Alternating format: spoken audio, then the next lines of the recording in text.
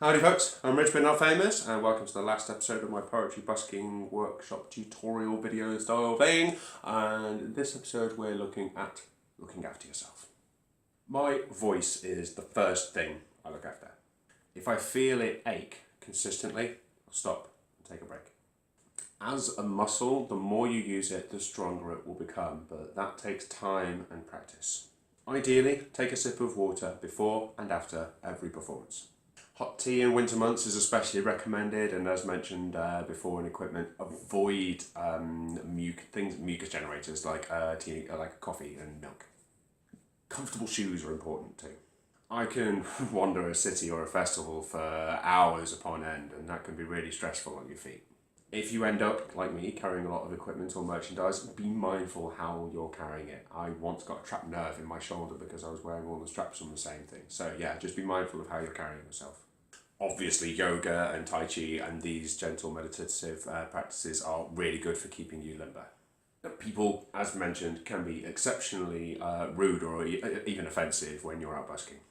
Don't let them convince you to stop busking. Just move on and find someone who will listen to you. Just don't take what they say to heart.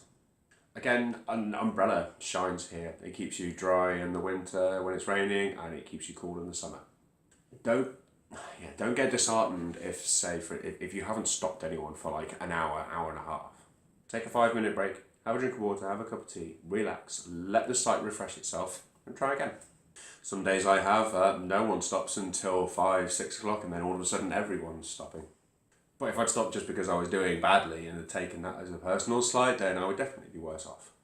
Having said that also, I'd like to point to a study of taxi drivers that they did in New York. What they found was that taxi drivers would often work longer on really bad days to try and make their target, and then on a good day, once they'd made their target, they'd stop early, whereas actually the opposite way around. If you're on a good streak, keep going. If you're out to the point and you know that no one's going to stop, then knock it on the head. There's no point in stressing yourself out about factors that you have no control over. In the mornings before I get to a site, I find that it's good to listen to really good energetic music, whatever you need to motivate yourself. The more you do this, the more you'll find that some days maybe you go out and I just can't do it today, and there'll be this. I find that there's this wall and I need to listen. I listen to a lot of heavy music, so I listen to that and I pump myself up, I'm ready for the day. This practice involves presenting yourself as happy, as does fundraising. So it's you've got to find ways to make sure that you're presentable, approachable, and amenable to people in the street. If you're glum and you try to stop people, they won't want to know. Of an evening or when I'm driving back from work, I really value quietness.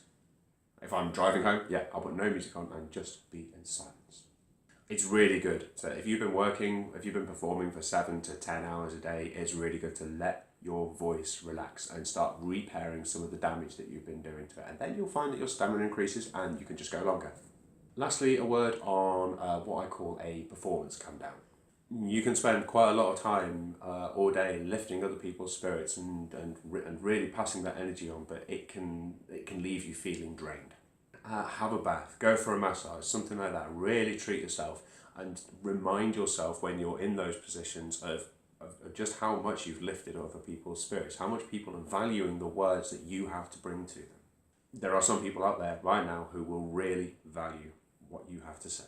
It's up to you to remind yourself that this is why we do these practices in the first place.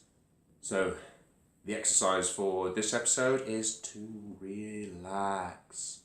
Make sure that you make some me time too. Find things that you really enjoy that aren't poetry, aren't performance, and lets you recharge your own batteries. So that's all from me, folks. Once again, links to my website and social media are in the description. Don't hesitate to ask me questions, send me more responses. It'd be lovely to see more of a community come out of this model, basically. So thank you very much for listening, and good luck busking.